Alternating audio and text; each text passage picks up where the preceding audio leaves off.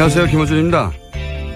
오늘부로 미일 중로 4개국 특사들이 모두 귀국했습니다. 이들 4개국 관련해서는 4개국 모두 관련됐을 뿐만 아니라 국내 정치적으로도 정당별 입장이 갈리는 사드 배치 문제가 향후 가장 민감한 이슈 중 하나가 될 겁니다. 과연 이 무기의 성능은 미군이 그리고 박근혜 정부 하의 국방부가 주장하듯 그렇게 뛰어난 게 맞긴 맞는지부터, 비용 문제는 어떻게 해결하고 국회 비준은 어떻게 할 것이며, 중국과의 군사외교적 긴장 고조와 경제적 손실을 감수할 만큼 안보 이득이 과연 있는 건지까지 여러 검토가 필요할 겁니다. 저는 이 무기 자체보다 국민들이 이 무기 도입으로 인해 우리가 어떤 이득을 얻고 대신 어떤 대가를 지불해야 하는지 정확하게 아는 것이 훨씬 중요하다고 봅니다. 그런 판단의 근거가 충분히 사실대로 제공되고 그리고 국민 다수가 배치를 원한다면, 그럼 저 개인으로는 배치에 반대해도, 그래서 배치를 지지할 수는 없어도 그 결정 과정을 존중하고 결과 역시 수용할 수 있다는 국민들 많을 겁니다. 지금까지 사드 배치에서 가장 큰 문제는 바로 이 과정 전체가 생략됐을 뿐 아니라 심지어 정부가 거짓말을 했다는 거죠. 그러니까 사드 배치와 관련해 문재인 정부가 가장 먼저 해야 할 일은 무엇보다 지난 정부가 사드 관련해 밝히지 않았던 것이 무엇인지 그것부터 밝히는 겁니다. 김호준 생각이었습니다.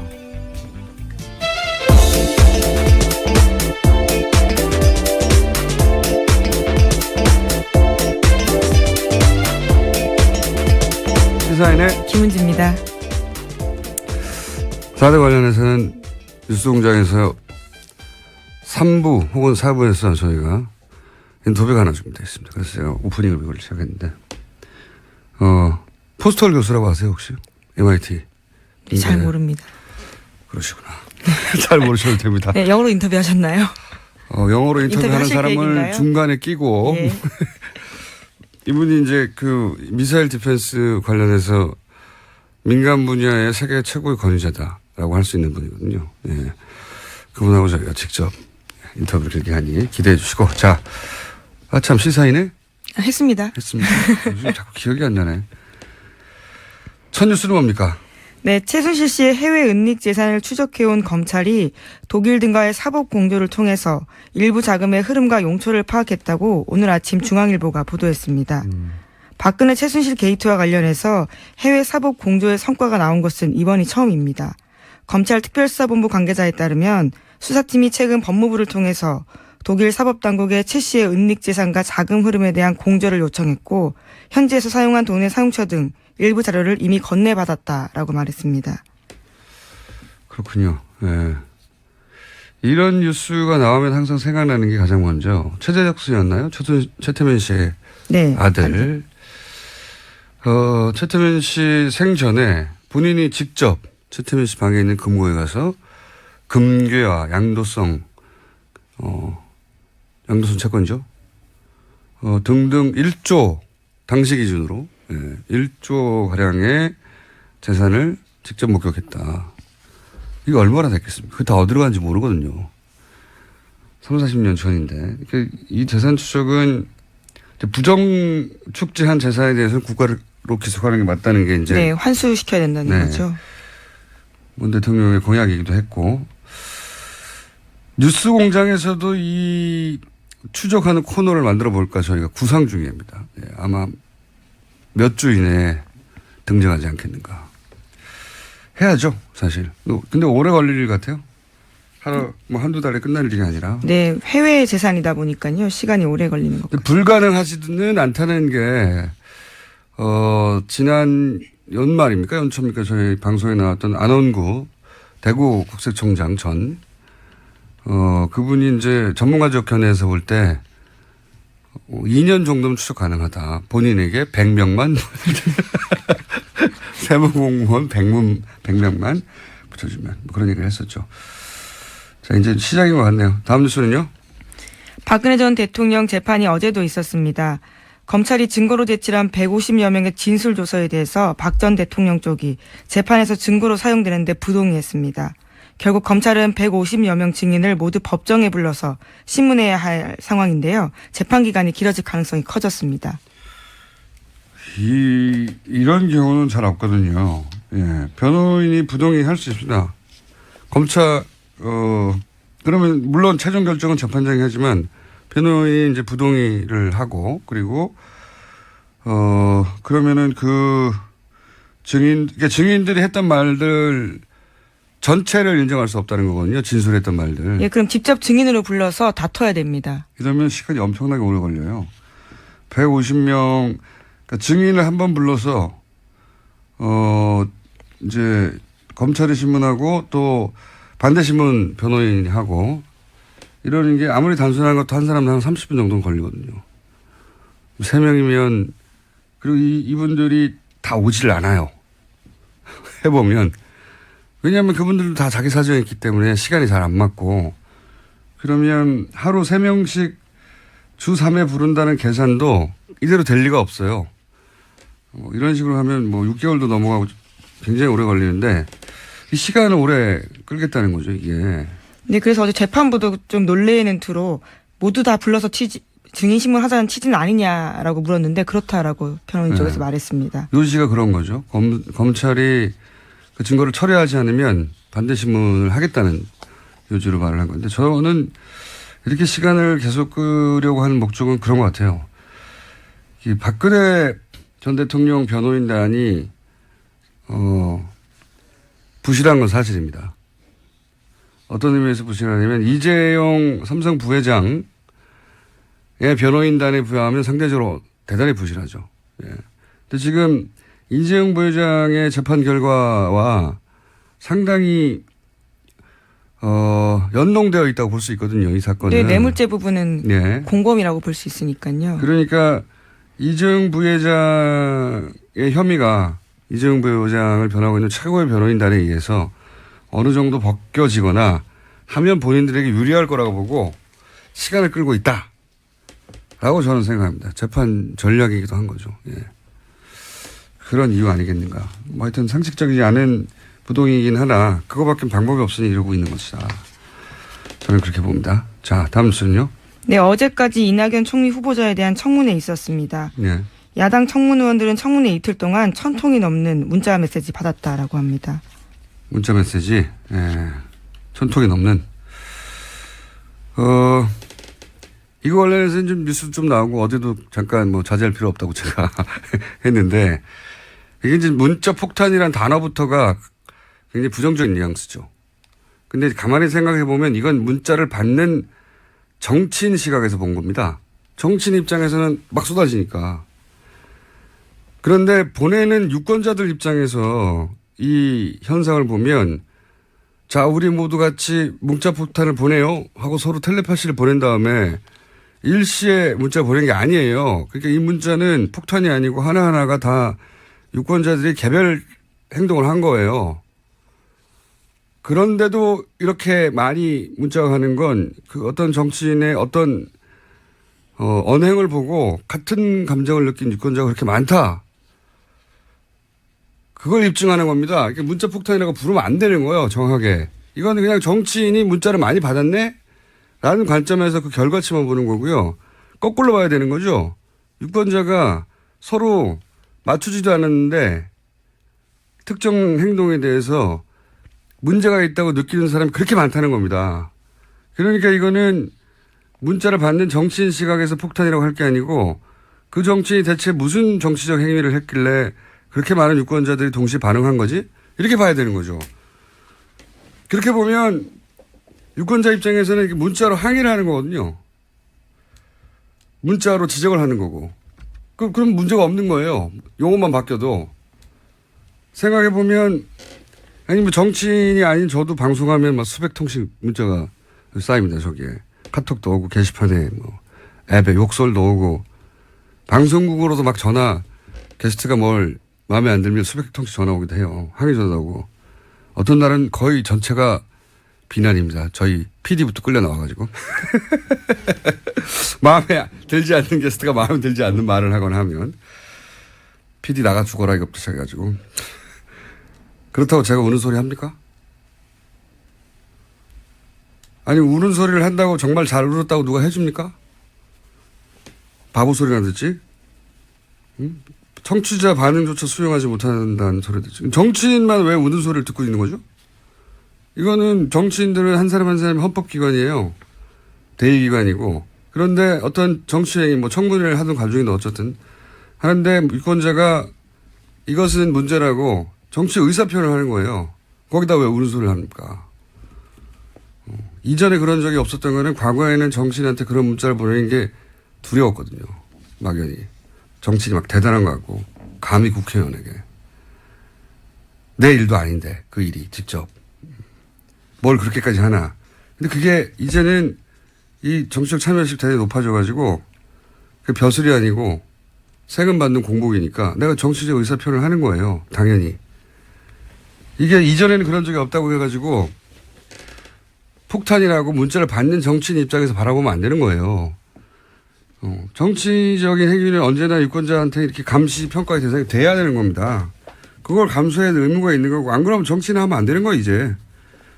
유권자 의식이나 행동 양식이 계속 변하는데 정치인이 여기 적응을 못하면 안 되는 거죠. 적응을 해야지. 아니 옛날처럼 부르지 마세요 이런 거거든요. 근데 물론 뭐 시간이 너무 늦다거나 내용이 협박성이 있다에 대해서 호소하는 부분도 있었습니다. 그런 사람도 있겠죠. 저희 문자에도 많아요. 욕설도 있고. 그리고 그 문자는 유권자들이 자기 전화번호를 노출하고 하는 거예요. 익명으로 하는 게 아니에요. 예. 휴대폰으로 겨우 문자 보내는데 휴대폰을 면상에 던졌다고는 모르겠어요. 수백 명이. 이건 무슨 화염병 던지지 말라는 수준으로 자꾸 가르치려 들 게 아니고 배워야 돼요. 새로운 유권자 행동 양식을. 그러면 휴대폰 하나 더 두세요. 문자 받는 휴대폰을 정치인들이 직접적으로 공개하고 저한테 항의하시거나 의견이 있거나 또는 뭐 격려하실 분들은 제가 일상적인 생활도 해야 되고 하니 휴대폰을 하나 더 두겠습니다. 라고 하든가. 하여튼 저는 이 현상을 바라보는 언론의 태도도 마음에 안 들고 이걸 문자 폭탄이라고 부르는 용어도 마음에 안 들고 왜 문자 폭탄이에요. 그럼 받는 사람 중심으로 그 정치인에 해당 관점에서 용어를 정한 거예요. 보내는 사람은 다 개별적으로 보내는 겁니다. 하나하나. 너무 길게 했네. 자, 다음 뉴스 짧게 해주세요. 아니 생각하면 생각할수록 난 이상해서 이 현상이. 이걸 보고 자꾸 가르치려고 드는 게 그러지 말라고. 왜 자제를 해야 해요. 자, 다음으로 합시다. 네. 청와대가 대통령 비서실 특수활동비 등 127억 중에서 53억 원을 절감하겠다고 밝혔습니다. 절감한 돈은 청와대 청년 일자리 창출과 소외계층 지원에 쓰겠다고 밝혔습니다. 그렇군요. 밥은 먹이면서 일을 하는 게 우리 이제 정석이긴 한데 밥값도. 네, 자기 밥값은 자기가 내겠다라는 거요. 이게 공식 맞긴 맞는 거죠. 행사에서는 네, 맞긴 맞는 거죠. 우리 정서상은 이제 밥을 먹이면서 일을 시키자 뭐 이런 게 있긴 한데 이게 맞긴 맞는 거죠. 공무원이니까요. 네. 자, 다음은요. 네, 청와대 새 민정비서관에는 백원우 전 의원이 선임됐습니다. 백 전 의원은 이명박 전 대통령에게 고함을 지른 사건으로 유명한데요. 당시 장례 재판 혐의로 재판을 받기도 했었습니다. 예. 그때 이제 이게 전 국민한테 생중에 대해서 강한 인상을 남겼죠. 네, 물론 무죄 받았습니다. 오래 걸렸어요. 네, 예. 그렇죠. 무죄를 받아내는데 변호인이 문재인 대통령이 아니었나요? 아, 증인으로 나갔습니다. 증인이었나요? 예. 예. 당시 상황에 대한 증언을 하는 사람이었고요. 이 백원우 제가 알기로는 그 참여정부 시절에 민정 비서관 아니었고. 당시는 행정관이었고요. 네, 지금은 비서관이 네. 됐습니다. 그렇군요. 이 인사를 두고 이제 이명박 전 대통령 입장에서는 긴장되겠네요. 어떤 의미에서는. 자, 다음 뉴스는요. 예, 새 정부 인수위 역할을 하는 국정기획자문위에서 어린이집 누리과정 전액 국고 지원하겠다라는 내용 보고받았다라고 밝혔습니다. 이건 뭐 공약이니까요. 예, 이렇게 하겠다고 했으니까. 근데 이제 기재부는 당황을 하겠네요. 예. 자기들 그 예산 얘기를 하지 않고 발표부터 했으니까. 네, 2조 정도 준다고 합니다. 근데 이제 공약을 지킨다는 말은 이게 정치적 메시지거든요. 이거는 조율하고 발표한 내용은 아니고 앞으로 이제 실행 계획을 의논할 때 기재부하고 이제 얘기를 하겠죠. 되겠지만 기재부는 자기들하고는 말하지 않았다. 사전에. 불만을 가질 수 있겠지만 제가 보기엔 불만을 가진 내용 아닌 것 같습니다. 공약을 지킨다는 말을 하는 거니까요. 이건 정치적 메시지죠. 다음 뉴스는요? 네, 전두환 전 대통령의 셋째 아들인 전재만 씨가 30대 여성에게 4천만 원짜리 시계를 선물했다는 사실이 뒤늦게 알려져서 화제가 되고 있습니다. 아, 이거요. 그래서 요 뉴스가 나오자마자 본인이 관련해서 이 전재만 씨의 재산을 찾은 게 있다고 갑자기 등장하신 분이 계셔서 저희가 미니로 3분만 인터뷰를 하겠습니다. 이게 내용이 이제 아버지 통장에는 29만 밖에 없는데 그래서 불법 비자금에 대해서 아직 환수 못하겠다고 버티는 돈이 네. 1,000억 원이나 넘습니다. 그런데 이제 이거는 이제 뭐랄까요, 돌발적인 사건이죠. 인천공항에서 입국하다가 시계가 거의 5천만 원에 육박하는 시계가 발각이 되자 누가 사줬어? 그랬더니 전재만 씨 이름이 그때 튀어나왔다는 겁니다. 전두환 씨 셋째 아들이죠. 그래서 이제 그 일가의 숨겨진 재산에 대한 얘기가 언론에 잠깐 등장했는데 몇 년 전부터 미국에 있는 호화주택, 전재만 씨 소유의 호화주택을 추적했던 분이 있습니다. 이런 거 전문인 것 같아요, 이분은. 더불어민주당의 안민석 의원 전화 연결됐습니다. 짧게 하겠습니다. 안녕하세요. 예, 안민석 의원입니다. 네. 추적자 안민석. 이런 사건은 아무도 안 볼 때부터 추적을 하세요. 2013년에 이 호화주택 관련 서류를 확보하셨다고요? 네, 그때가 박근혜 정부 출범하고 난 다음에 이제 박근혜하고 전두환 두 사람의 어떤 정치적인 앙숙의 악연이 있었지 않습니까? 그래서 전두환 재산을 몰수해야 된다고 이제 박근혜 정권이 이야기를 하면서 정권 초반에 그런 얘기 나왔었죠. 예. 네, 그렇죠. 전두환 재산 추징 특별법이 막 논란이 되고 있었고요. 예. 그 와중에 제가 전두환 쪽의 재산을 찾는 일을 했었는데요. 마침 제 지역구 오산에 큰아들 이제 전재용 씨의 땅 소유가 있었어요. 예. 그거는 이제 국고로 다 한수를 다 했어요. 15만 평인데요. 그리고 이제 미국의 그 전재만 씨의 와이너리 이제 그 와인을 만드는 예. 공장 예, 그리고 이제 포도밭 예. 그거하고 이제 뭐 어마어마하게 비싼 미국의 저택이 있다고 그래서 알아보니까 이제 샌프란시스코 쪽이더라고요. 예. 그래서 2013년 여름에 일주일 동안 이 재산을 찾으러 다녔죠. 그러니까 차명이나 이런 게 아니고 이 전재남 씨 직접 소유가 서류로 확인된 겁니까? 처음에 본인이 이제 본인의 재산이 아니고 장인의 재산이라고 했는데 장인의, 예. 예, 그 현지에 있는 그 지인이 또 열심히 도와주셔서 보니까 그 계약서를 찾아냈는데요. 계약서요?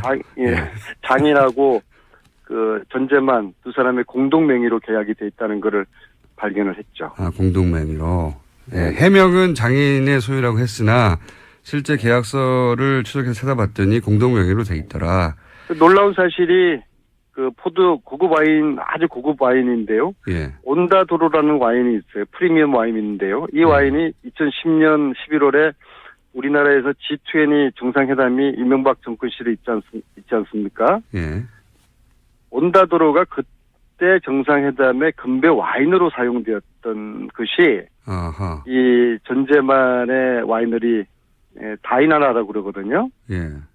그 샌프란시스코에서 북쪽으로 한 1시간 정도 거리 있는 나파밸리라는 곳에 있는 곳인데 여기서 생산한 것을 G20 정상회담에 금배 와인으로 온다도로 이렇게 썼고요. 그리고 바소라는 거는 유명해요. VASO요. 예. 이것은 우리나라에서도 많이 알려져 있죠. 이게 전두환 아들이 만드는 와인이에요. 의원님. 네. 아무도 안 시켰는데 이런 일을 왜 계속 하십니까? 아니, 진실을 추적하고 진실을 국민들에게 알리는 것은 대한민국 국회의원이 해야 될 중요한 임무 중에 하나라고 생각을 하고요. 그리고 이게 문제가 최순실도 재산 환수법이 되더라도 최순실이가 지금 만약에 정유라한테 다 차명으로 재산을 돌려놨을 경우에 예. 이것까지도 환수에 해당될 수 있도록 특별법에 그렇게 포함을 시켜야 될 겁니다. 그렇지 않으면은 이게 전재만 재산을 이걸 좀 환수를 하지 못하고 있는 거거든요. 왜냐하면 당연히 이거는 자기 아버지한테 물려받은 재산이고 자기 아버지 전두환의 재산은 불법 취득한 재산일 텐데 이걸 우리가 눈 뜨고도 환수하지 못한다는 게 법의 맹점이 있는 것이죠. 그래서 제가 이제 궁금한 거는 전재남 씨 이 명품 시계 사건이 4년 후에 터질 걸 알고 4년 전에 이게 추적한 건 아니잖아요. 그래서 유감스럽게도 13년 전에 제가 이걸 확인한 것을 언론에 알렸는데요. 그때는 보도가 안 됐습니까, 제대로? 그때 보도는 되긴 됐는데 크게 관심을 받지 못했죠. 네. 그때는 의원님도 크게 관심을 갖지 못했습니다. 그런 측면이 없지 않나 있고요. 그런 측면이 없지 않아 있고요. 의원님 오늘 여기까지 하고요. 네. 이게 시계가 화제가 돼서 잠시 전두환 전 대통령 관련 재산도 추적하는 분이 있다는 걸 알리려고 저희가 잠깐 연결한 거고요. 다음에 나오실 때는 좀 자세히 말씀해 주십시오. 한 가지만 말씀드릴게요. 제가 일주일 동안 샌프란시스코에서 뒤지다가 포기하고 귀국을 하려고 하는데 당시에 샌프란시스코 총영사관에 있는 외교관 한 분이 저에게 와인을 선물을 주시면서 예. 이 와인이 전재만 씨 와이너리에서 나온 것이다. 네. 그래서 그 포기했던 와이너리를 위치를 알게 됐어요. 예, 대단한 스토리가 신기하죠. 아니네요. 예. 신기하죠. 예, 알겠습니다. 하여튼 고생하셨고요. 이렇게라도 추적해왔던 게 이제 밝혀질 기회가 왔으니까 앞으로 그 얘기도 쭉 더 들어보겠습니다. 오늘 말씀 감사합니다. 그래요. 수고하세요. 네. 더불어민주당의 안민석 의원이었습니다. 이분 이렇게 아무도 안 시키는 일주로 혼자 꾸준히 하다가 어느 순간 보면 빵 터지는. 자, 예. 전재남 씨 재산도 추적하고 있었네요. 네, 추적자입니다. 자, 오늘 뉴스는 여기서 끝인가요? 뭐, 제목 정도 한두 개 읊을 수도 있을지도 모르겠는데. 아, 그런가요? 시간이 없다고 제작진이 그렇군요. 보내고 있는 것 예, 같은데요. 난리가 났네요. 시간이 없다고. 못 봤습니다. 인터뷰하다가. 시사인의 김은지였습니다. 감사합니다.